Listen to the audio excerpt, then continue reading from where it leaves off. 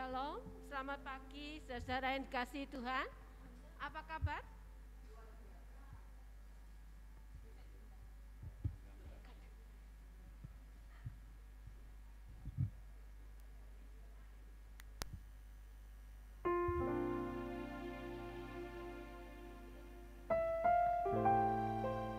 Shalom, selamat pagi saudara. Puji Tuhan, kita kembali lagi diberi kesempatan untuk beribadah pagi hari ini dengan tubuh yang sehat ya saudara. Mari kita memulai ibadah pagi hari ini.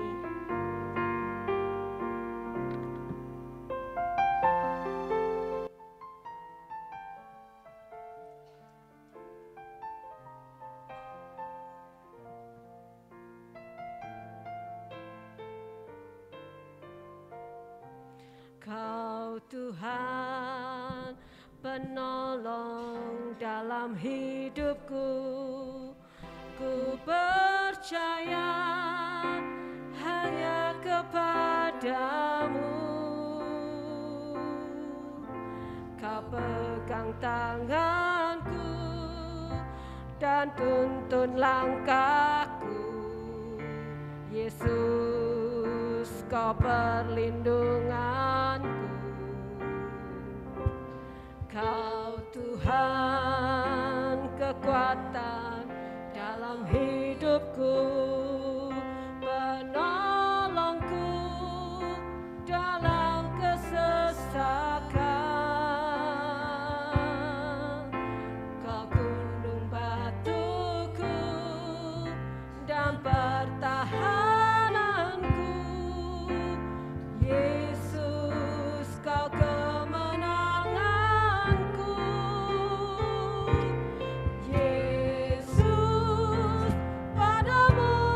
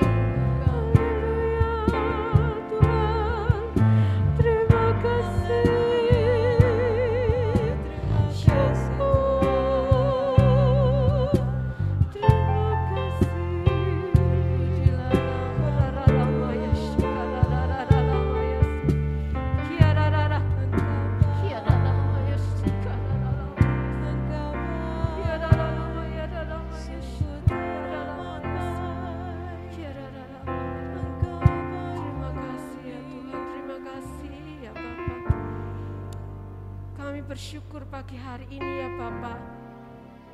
Kami boleh melewati hari-hari ini bersama Engkau. Terima kasih Tuhan untuk kesehatan, kekuatan yang senantiasa Engkau berikan pada kami ya Bapa. Sehingga kami pagi hari ini boleh datang ke tempat ini untuk beribadah ya Bapa. Kami serahkan ibadah pagi hari ini ke dalam tangan-Mu Tuhan.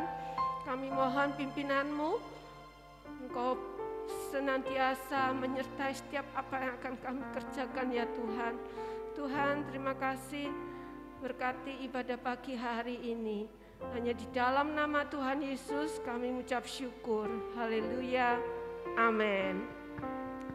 Selamat pagi saudara. Mari kita bangkit berdiri. Saudara, Tuhan tidak pernah janji kalau kita itu tidak ada persoalan. Tapi Dia berjanji Dia akan selalu menyertai dan menolong setiap kita dalam menghadapi semua persoalan itu. Amin. Puji Tuhan.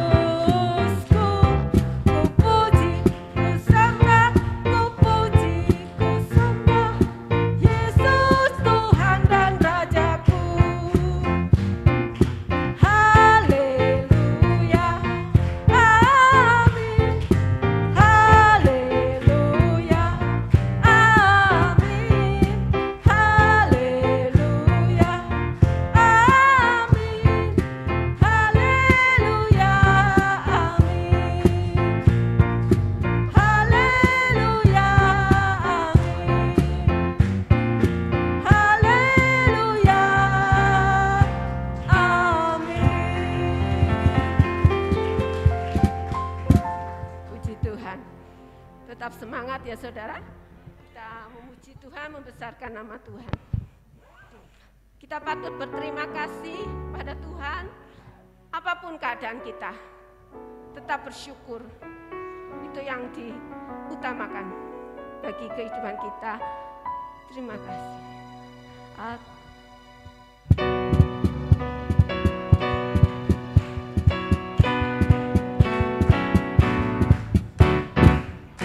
Aku berterima kasih bersuka di hadiratnya.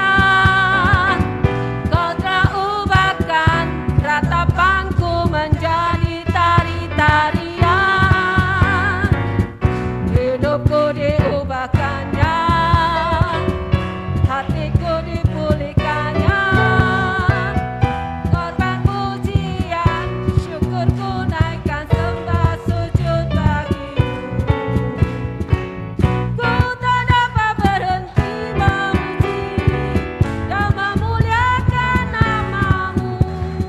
Ku persembahkan hidupku ini, jadikan ku alat bagi rencanamu.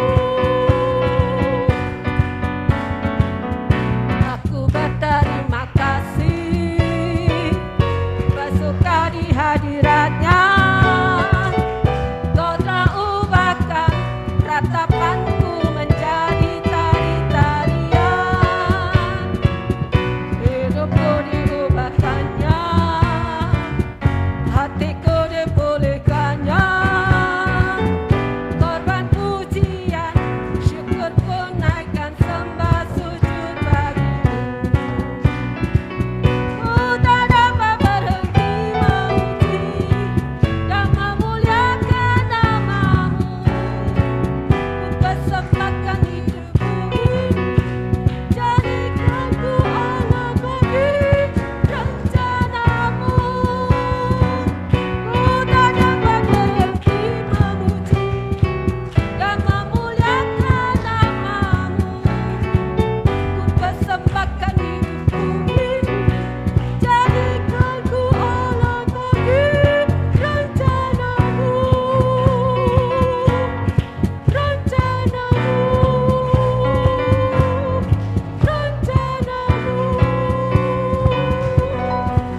Haleluya. Silakan duduk Bapak Ibu, saudara sekalian. Kita akan siapkan hati untuk menerima firman Tuhan.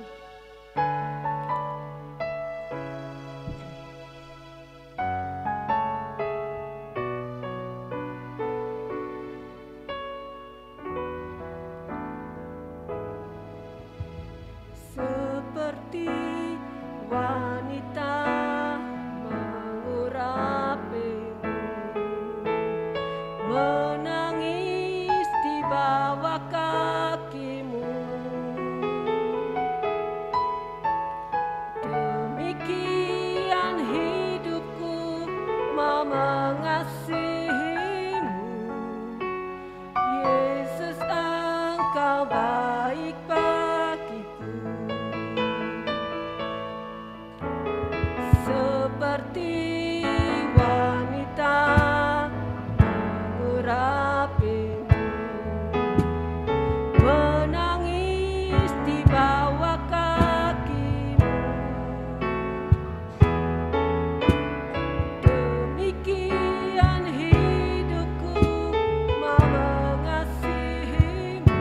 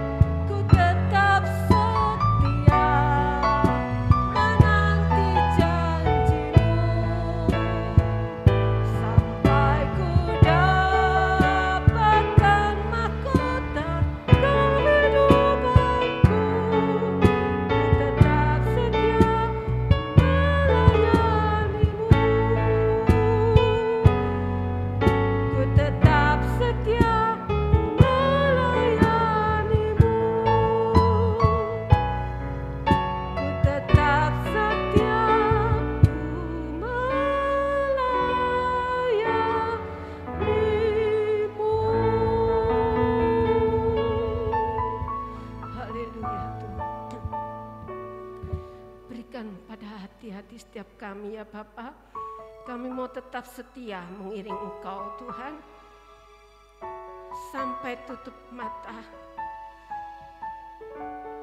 Jadikan kami anak-anak-Mu yang selalu setia mengiring Engkau,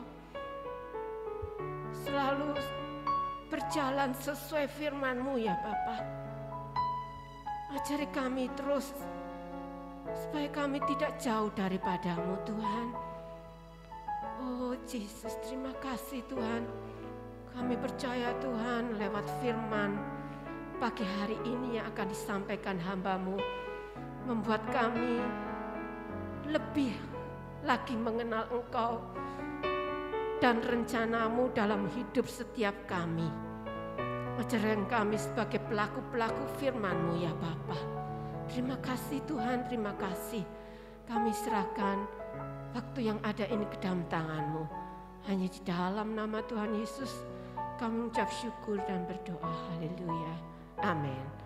Firman Tuhan akan disampaikan oleh Bapak Robert. Kami persilakan.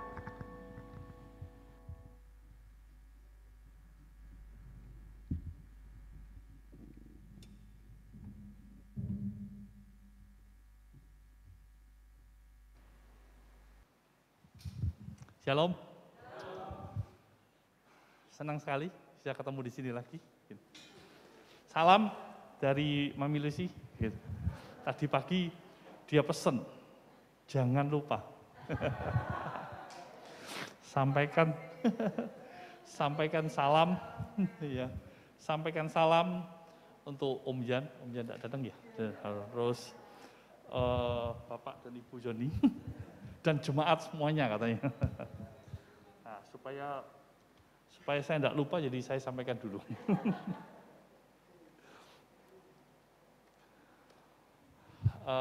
Senang sekali bisa ketemu. Dan kita ini patut bersyukur ya, bahwa melewati perjalanan hidup ini.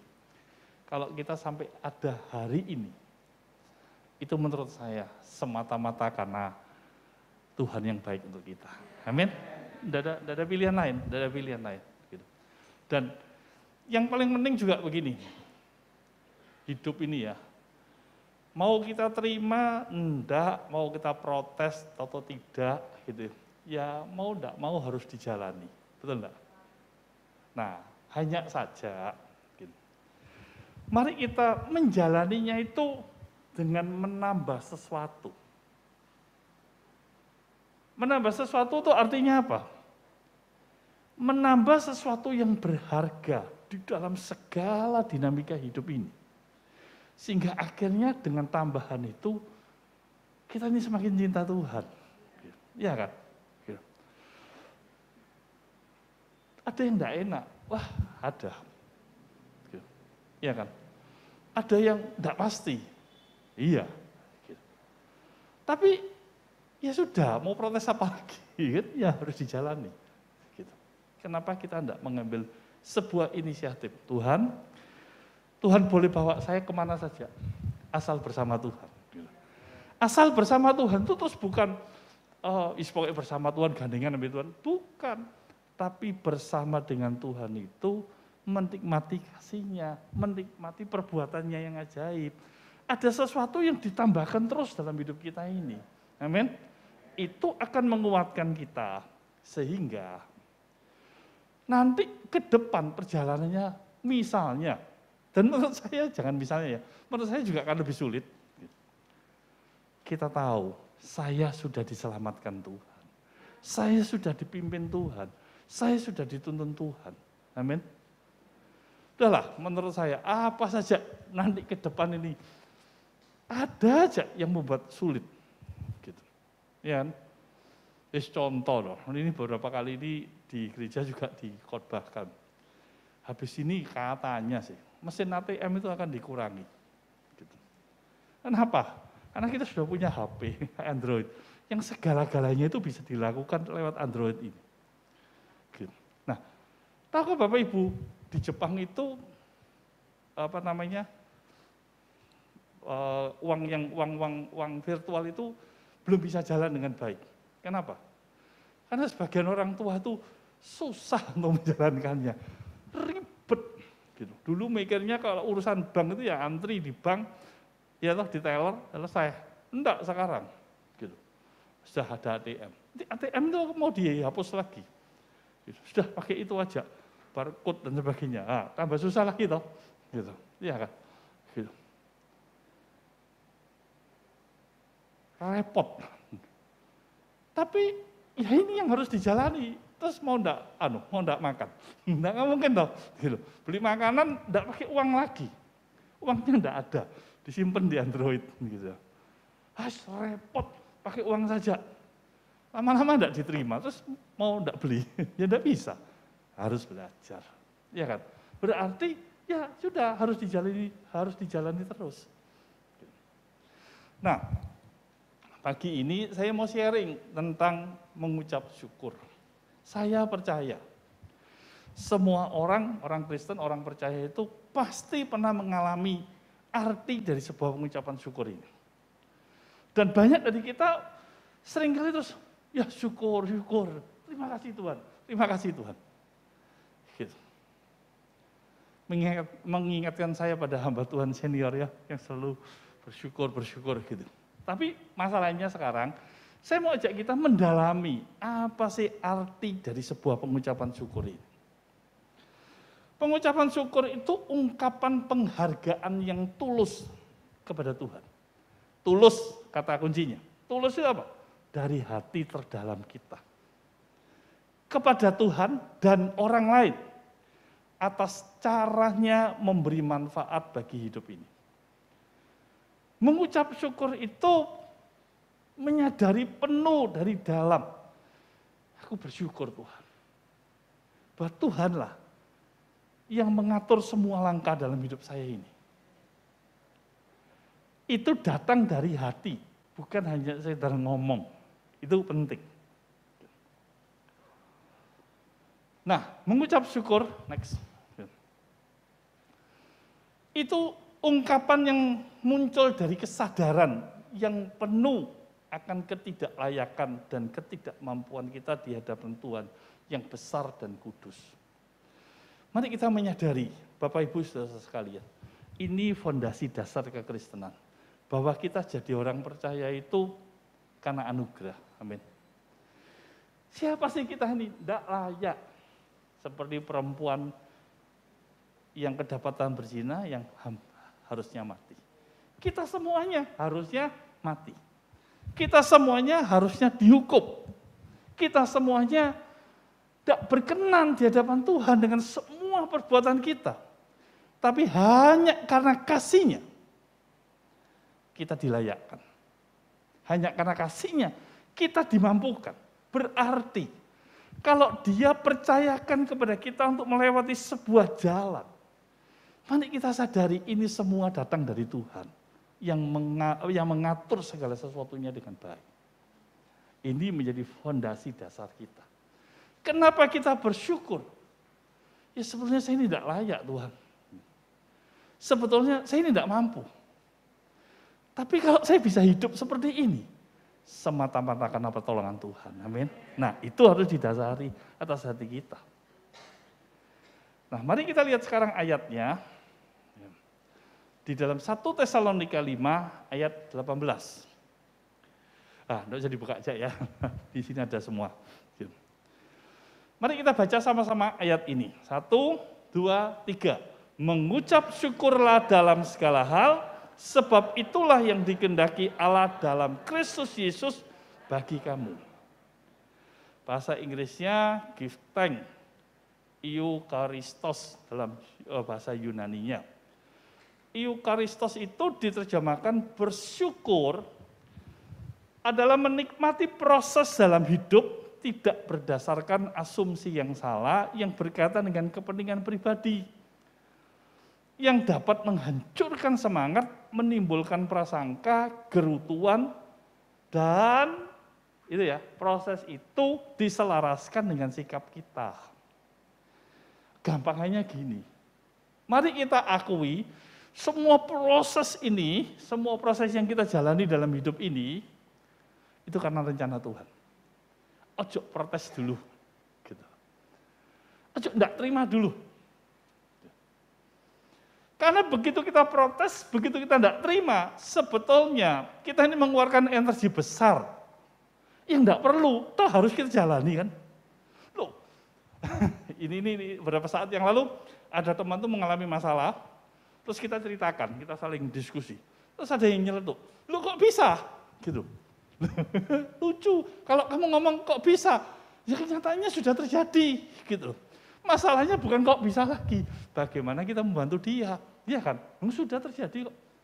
Tapi banyak dari kita kan begitu ada kesalahan, loh kok bisa, siapa yang salah dan sebagainya. Tunggu dulu, gitu. Tunggu dulu. Jangan membuang energi besar untuk mendiskusikan, kok bisa ya, kok bisa ya, kok bisa ya. Tidak akan pernah kita menemukan. 2 minggu yang lalu ya, tidak salah teman saya, hamba Tuhan, yang suaminya dipanggil Tuhan. Terus dia berkata kepada kita semuanya, saya tidak pernah bertanya kepada Tuhan, mengapa suami saya yang dipanggil Tuhan. Karena saya tidak akan pernah menemukan jawabannya. Dan kalau saya menemukan jawabannya pun, nanti saya bisa protes lagi sama Tuhan. Yang saya tahu hanyalah bahwa semua orang pasti dipanggil Tuhan. Tinggal tunggu gilirannya saja. Udah. Ini menenteramkan, artinya kalau saya diizinkan masih hidup sampai sekarang, Tuhan mau pakai saya. Ya, suami saya sudah waktunya dipanggil Tuhan. Itu membuat sebuah kenetralan dalam jiwanya untuk tidak mikir lagi dan bekerja seperti yang dikehendaki Tuhan. Iya kan? Mengucap syukur itu menyadari proses dalam hidup ini dari dia. Dan percayalah, dia tidak pernah salah. Pandangan kita lah yang membuat jadi salah semuanya, iya kan? Gitu. Kalau sudah mengerti gini, kita akan jadi tenang. Nah, concerning itu yang dikehendaki Allah dalam Kristus Yesus adalah pokok pikiran utama bahwa bersyukur adalah kehendak Tuhan yang harus dilakukan. Jadi mengucap syukur itu ya itu yang Tuhan mau untuk kita lakukan. Gitu. Mengucap syukur itu bagian dari hidup orang percaya itu. Untuk menyadari, saya tahu ini proses Tuhan. Saya tahu ini bagian dari perjalanan hidup saya untuk Tuhan itu dipermuliakan. Bersyukur dalam segala hal bagian perjalanan orang percaya dengan Tuhan. Dan kehendaknya setiap hari untuk hidup. Karena inilah yang dikehendakinya. Kehendaki Tuhan dalam Kristus Yesus untuk orang percaya. Amin. Udahlah, Bapak Ibu, tidak usah berpikir lagi. Kalau jalan ada satu jalan yang harus kita tempuh, jalan dulu lah. Jangan terlalu banyak tanya, menghabiskan energi, nggak selesai-selesai ya perjalanannya hidup ini. Tapi Tuhan, kalau Tuhan izinkan saya lalui, saya butuh kekuatan Tuhan, saya akan lalui Tuhan. Saya bersyukur jalan inilah yang akan membawa Tuhan dipermuliakan dalam hidup ini. Amin. Itu maksud dalam 1 Tesalonika 5 ayat 18 bahwa sudah jalanan hidup ini. Dan mengucap syukurlah karena itulah yang dikehendaki Allah dalam Kristus Yesus. Nah, dalam bahasa yang lain bila diekstrimkan gitu. Maka dalam segala kondisi di hadapan Tuhan, jadilah pengemis di pinggir jalan yang berharap kebutuhan sehari-harinya terpenuhi dan mensyukuri apapun yang dilakukan orang untuknya. Artinya, terus tidak berarti kita jadi pengemis semua, enggak. Dalam setiap bagian itu, jadilah pengemis. Siapa saya ini orang berdosa, yang enggak layak sebetulnya. Tapi kalau saya diizinkan ini, saya tahu ini kemurahan Tuhan. Ya Tuhan, jadilah kehendak-Mu. Gitu. Pada saat kita merasa punya, jadi sombong. Iya kan? Pada saat kita merasa pinter, jadi sombong. Tapi pada saat kita tidak punya apa-apa, dan diizinkan lewat ini, saya tahu Tuhan akan menyertai saya. Amin. Ini menjadi sebuah kekuatan. Untuk itulah, Raja Daud pernah berkata, Mazmur 116, next, ayat 17. Aku akan mempersembahkan korban syukurku kepadamu, dan akan menyerukan nama Tuhan. syukur itu dianggap sebagai korban. Dan korban itu kan tidak enak loh. Karena waktu kita mengucap syukur, sebetulnya kita sedang mengorbankan kecenderungan alamiah kita ini untuk menggerutu, untuk ngomel, dan sebagainya. Korban syukur itu tidak enak, karena ada yang hilang. Ego kita ditanggalkan, kepandaian kita ditanggalkan. Semata-mata kita tahu bahwa inilah jalan Tuhan yang harus dilalui. Dan nanti kita akan menemukan caranya, rencananya yang dahsyat dalam hidup ini. Amin. Atas segala hal, next.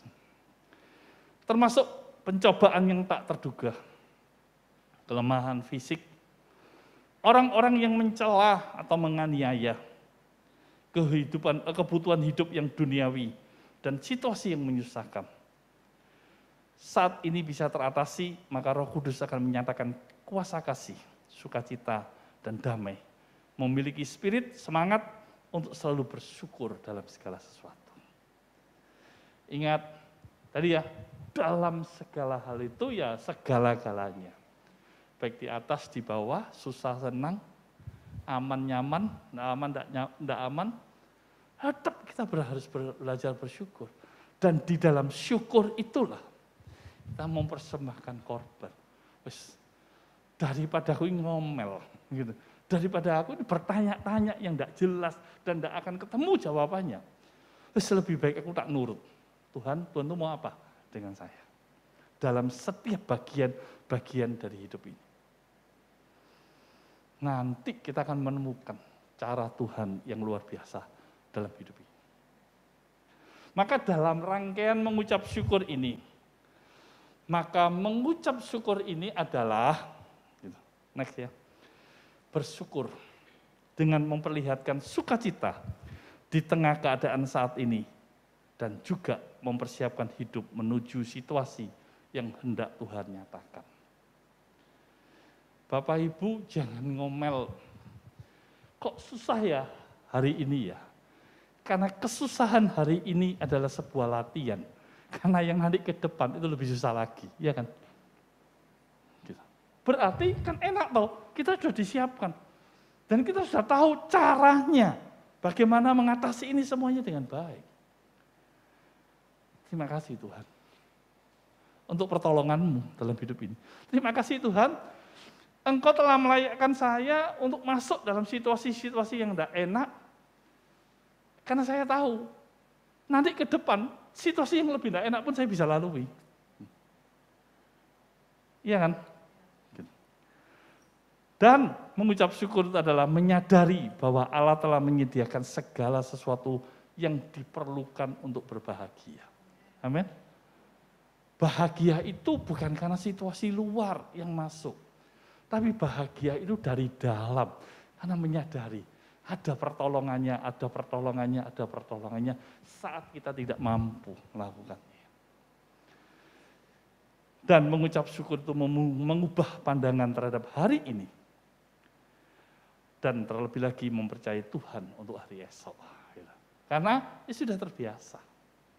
Jadi mengucap syukur itu bukan sekedar, terima kasih Tuhan, tapi besok ngomel lagi, enggak. Gitu. Mengucap syukur Tuhan, tapi besok kok gini sih Tuhan? Nah enggak seperti itu. Sudah, besok terima kasih Tuhan untuk setiap jalan hidup ini. Kemarin kami pergi bertiga dengan adik saya dan kita cerita-cerita. Iya ya, kita menjadi kalau hari ini kita ada,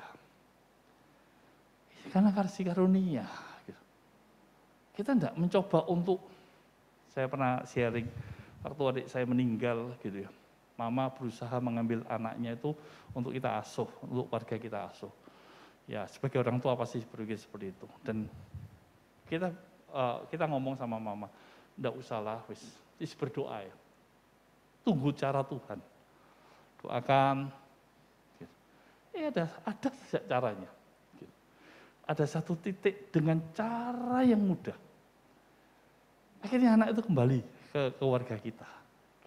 Tidak ada konflik, bahkan hubungan kita dengan istrinya jadi baik sekali sampai hari ini. Wah, coba kita ngotot, wah, membuang energi. Tapi mencoba melihat situasi ini dengan baik dan menempatkan posisi kita dengan tepat. Maka kita akan lihat, dialah yang mengatur segala sesuatunya dalam hidup ini. Amin. Tinggal kita ini mengikuti aja sebetulnya. Nah, Bapak Ibu, saudara sekalian, mengapa kita harus mengucap syukur? Karena segala sesuatu berasal dari tangan Tuhan. Amin. Segala sesuatu dari Dia. Lah kok repot-repot gitu. Iya kan gitu. Next ya. Karena segala sesuatu berasal dari Tuhan. Yakobus 1 ayat 17. Setiap pemberian yang baik dan setiap anugerah yang sempurna datangnya dari atas. Diturunkan dari Bapa segala terang. Padanya tidak ada perubahan atau bayangan karena pertukaran. Nah, segala sesuatu datang dari Tuhan. Ada lagu ya, jalan hidup orang benar gitu ya. Ya sudah, ayo nyerah gitu. Jadi prosesnya itu tidak melihat diri kita, tapi prosesnya itu melihat Tuhan yang sedang berkarya atas kita. Jalani saja hidup ini. Kalau toh kita bertanya dan kita tidak menemukan jawabannya, ya jangan terus berhenti. Aku mau tahu jawabannya dulu, baru aku melangkah. Ah, sudah, kelamaan. Gitu. Oh, mau enggak mau kita harus jalan kok. Iya kan? Karena segala sesuatu berasal dari Tuhan, dan karena segala sesuatu untuk Tuhan. Ini yang menarik. Gitu. Bahwa semua cerita kehidupan kita ini bukan tentang saya. Tapi tentang Tuhan yang ada dalam diri saya. Sentralnya itu bukan saya. Pada waktu sentralnya saya, maka mau tidak mau, kita selalu berhubungan dengan saya. Tidak akan ada ceritanya, tidak akan ada habisnya. Tapi kalau sentral ceritanya ini Tuhan, maka ya sudah saya kembalikan kepada Tuhan dulu. Firman Tuhan dalam Pengkhotbah pasal 3 ayat 27, adalah baik bagi seorang pria memikul kuk pada masa mudanya. Artinya kadang-kadang Tuhan tuh izinkan kita masuk pada satu area-area yang tidak enak. Biarlah ia duduk sendirian, kesepian, dan berdiam diri kalau Tuhan membebankannya, menanggung beban. Biarlah ia merebahkan diri dengan mukanya dalam debu. Mungkin ada harapan. Biarlah ia memberikan pipi kepada yang menamparnya. Biarlah ia kenyang dengan cercaan. Karena tidak untuk selama-lamanya Tuhan mengucilkan. Amin. Karena walaupun ia mendatangkan susah, ia juga menyayangi menurut kebesaran kasih setianya. Saya itu masih ingat teman saya itu bersaksi begini. Dia itu masuk ke satu pekerjaan. Dia berharap karena sesuai dengan latar belakang pendidikannya, dia mendapat bagian sesuai dengan pendidikannya itu. Paling enggak, saya mau jadi dosen. Gitu. Tapi ternyata tidak. Begitu dia masuk satu lembaga itu, dia dimasukkan ke bagian humas protokol. Gitu. Yang enggak ada hubungannya dengan dia kuliah di accounting. Gitu. Awalnya protes. Tapi tahukah Bapak Ibu saudara sekalian, jalan inilah yang menemukan dia dengan pemimpin dari lembaga itu. Karena sebagai protokol, sebagai humas, yang dia urusi adalah pemimpin dari lembaga ini. Setiap hari dia berinteraksi, setiap hari dia harus menyiapkan semua jadwalnya, apa saja yang dia pemimpin ini perbuat dan sebagainya, yang mau tidak mau, membuat pemimpinnya tahu bagaimana pekerjaan dari orang ini. Awalnya dia rada protes, kok gini capek, tidak sesuai dengan ilmunya dan sebagainya. Sampai kepada satu